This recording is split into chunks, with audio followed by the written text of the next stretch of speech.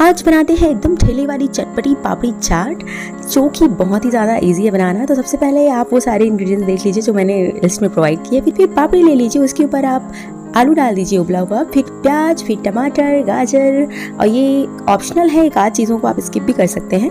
उसके बाद में मैंने इसमें पापड़ी को क्रश करके डाल दिया है। फिर मैं इसके ऊपर नमक ऐड कर रही हूँ टेस्ट को बैलेंस करने के लिए। फिर मैंने मिक्सचर डाला है, फिर मैंने दही डाला है, और उसके साथ ही उसमें मैंने चाट मसाला और रोस्टेड क्यूमिन पाउडर डाला था, और इसके साथ में ब्लैक पेपर पाउडर भी डाला था। फिर अपनी फेवरेट चटनी डाल दीजिए आप, जिसमें मैंने सॉस डाली है और हरी चटनी डाली है।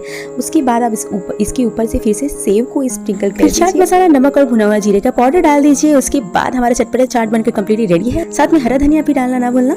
Now it's ready to serve. Do subscribe my channel.